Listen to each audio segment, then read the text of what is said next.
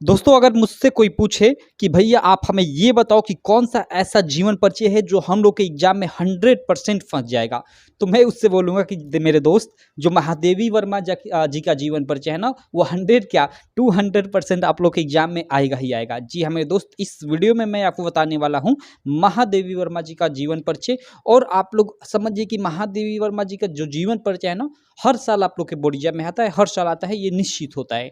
तो चलो, इस वीडियो में मैंने काफ़ी आसान भाषा में इनका जीवन परिचय लिखा है। और इस बार नए आप लोग के पेपर पैटर्न के अनुसार बोर्ड परीक्षा 2023 में 5 नंबर में इनका जीवन परिचय पूछेगा। ठीक है, तो कैसे जीवन परिचय लिखते हैं, चलिए मैं आपको एक एक चीज़ें दिखाता हूँ। ऐसे ही आपको अपने एग्जाम में लिखना है।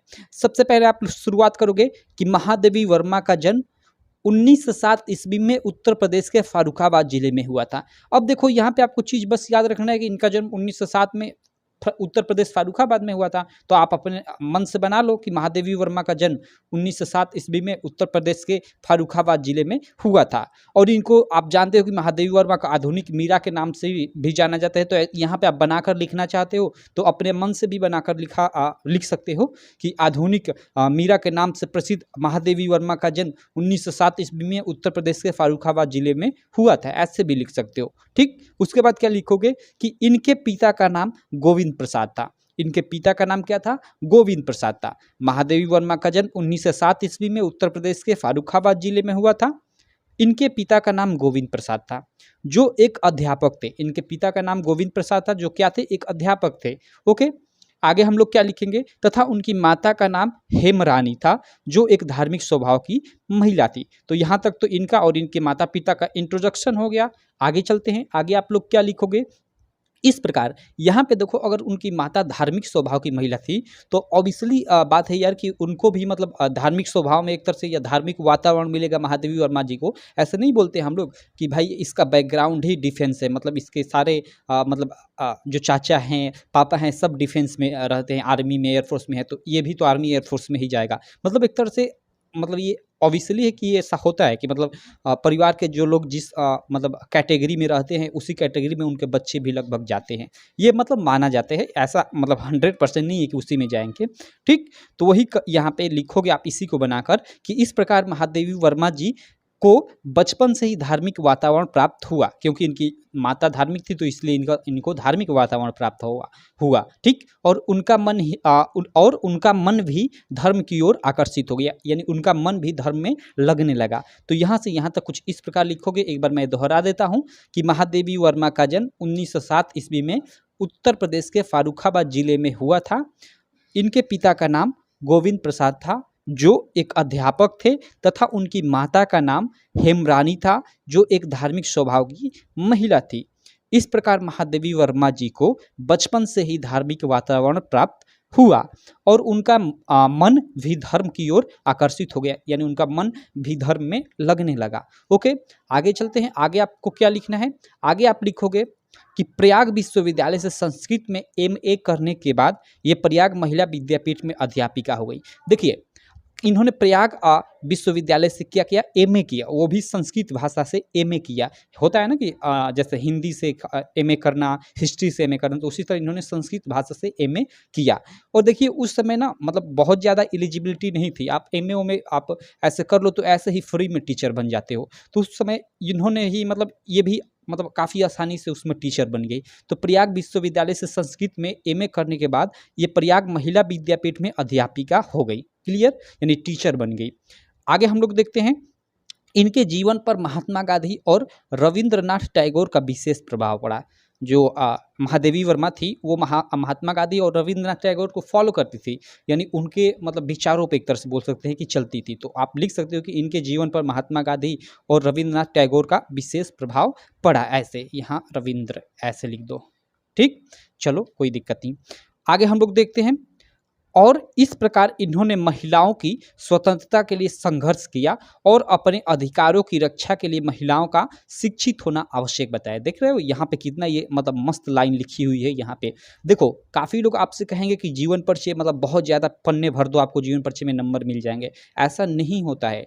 आप मतलब अट्रैक्टिव शब्द लिखो। जैसे यहाँ पे देखो, यहाँ पे लिखा गया है जो ये शब्द यहाँ पे कि इनके जीवन पर महात्मा गांधी और रविंद्रनाथ, ठीक है, यहाँ ऐसे ये कर दो, रविंद्रनाथ टैगोर का विशेष प्रभाव पड़ा और इस प्रकार इन्होंने महिलाओं की स्वतंत्रता के लिए संघर्ष किया और अपने अधिकारों की रक्षा के लिए महिलाओं का शिक्षित होना आवश्यक बताया। देख रहे हो कितना मतलब मस्त इसमें मतलब शब्द यूज किए गए हैं। तो ऐसे आपको लिखना है।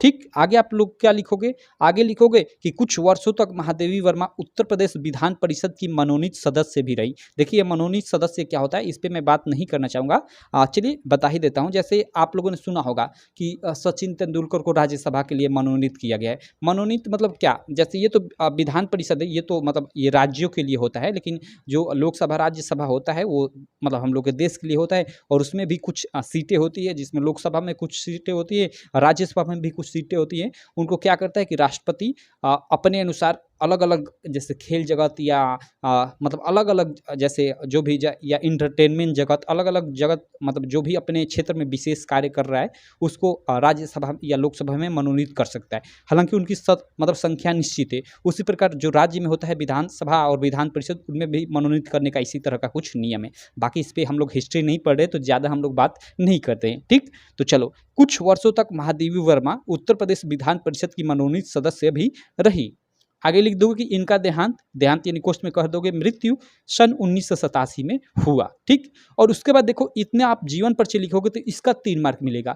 और उनकी रचना, किसी एक रचना का नाम आपको लिखना होगा। जैसे यहाँ मैंने कई सारी रचनाएं लिख दिया है, आपको शायद आपके पेपर में एक ही रचना बोलेगा कि निम्न में से किसी एक मतलब का जीवन परिचय तथा उनकी रचना का नाम लिखिए, ऐसे क्वेश्चन पूछेगा। और कई थे ऑप्शन देगा, तो मान लीजिए उनमें से महादेवी वर्मा ऑप्शन में है तो महादेवी वर्मा का आप जीवन परिचय लिख दीजिएगा और अंत में आकर यहाँ प्रमुख रचना, ऐसे आप हेडिंग डाल दीजिएगा प्रमुख रचना। और एक उनकी, अगर एक कहे तो एक लिख दीजिएगा, अगर 2 कहे तो 2 लिख दीजिएगा। हालांकि एक ही आपसे कहेगा तो 3 मार्क आप लोग का जीवन परिचय का और 2 मार्क आप लोग को उनकी मतलब क्या एक रचना का नाम लिखने को मिलेगा। तो आप प्रमुख रचना ऐसे मतलब हेडिंग डाल दीजिएगा और उनकी कोई भी एक रचना लिख दे। जैसे यहाँ पे निहार, रश्मि, निर्जा, यामा, दीपशिखा, यामा मैंने फिर यहाँ लिख दिया है, इनकी कई सारी रचनाएं लिख दिया है। आप लोग इस सभी को याद कर लीजिएगा। तो इस प्रकार आप लोग को पूरा का पूरा आप लोग को इनका जीवन परिचय लिखना है। चलिए एक बार मैं एकदम फटाक से तेजी से एक बार और दोहरा देता हूँ, यहाँ से शुरू से एकदम। महादेवी वर्मा का जन्म 1907 ईस्वी में उत्तर प्रदेश के फारुखाबाद जिले में हुआ था।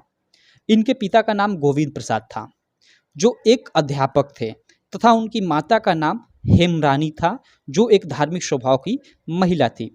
इस प्रकार महादेवी वर्मा जी को बचपन से ही धार्मिक वातावरण प्राप्त हुआ और उनका मन भी धर्म की ओर आकर्षित हो गया, यानी धर्म में लगने लगा, धार्मिक कार्यों में लगने लगा। अगर आपको यहाँ ये लाइन कठिन लग रही है तो आप यहाँ पे इस प्रकार भी जोड़ सकते हो, यहाँ मतलब जोड़ सकते हो कि इस प्रकार उनका भी मन धार्मिक कार्यों में लगने लगा। यहाँ पे आप जोड़ सकते हो अपने मन से। ओके, आगे हम लोग लिखते हैं कि प्रयाग विश्वविद्यालय से संस्कृत में MA करने के बाद ये प्रयाग महिला विद्यापीठ में अध्यापिका हो गई। इनके जीवन पर महात्मा गांधी और रविंद्रनाथ टैगोर का विशेष प्रभाव पड़ा। ओके, और इस प्रकार इन्होंने महिलाओं की स्वतंत्रता के लिए संघर्ष किया और अपने अधिकारों की रक्षा के लिए महिलाओं का शिक्षित होना आवश्यक बताया। ओके, आगे लिखोगे कि कुछ वर्षों तक महादेवी वर्मा उत्तर प्रदेश विधान परिषद की मनोनीत सदस्य भी रहीं। इनका देहांत सन 1987 में हुआ। और नीचे आप लोग प्रमुख रचना डालकर किसी इन्हीं एक मतलब एक रचना का इनकी नाम लिख दीजिएगा, आपको 5 मार्क इस प्रकार मिल जाएगा। तो बताइए आप लोग कमेंट कर ये जीवन परिचय आपको कैसा लगा। काफ़ी मैंने छोटे में काफ़ी मतलब अच्छे इसमें मतलब चीज़ें डाली थी। अगर आपको शक है कि मतलब इसको इतना लिखने से मुझे 5 मार्क मिल जाएगा तो आप मतलब शक मत करिए, मिल जाएगा, 100% गारंटी है आपको। ठीक, तो आशा करता हूँ ये वीडियो आपको काफ़ी अच्छी लगी होगी। वीडियो अच्छी लगी तो यार चैनल को सब्सक्राइब करना, वीडियो लाइक करना, और इस प्रकार की बहुत सारी वीडियो आपको चैनल पे मिल जाएगी, तो चैनल पर जाकर उन वीडियोज़ को आप देख सकते हो। तो चलो मैं मिलता हूँ आपसे नेक्स्ट वीडियो में, तब तक के लिए थैंक यू।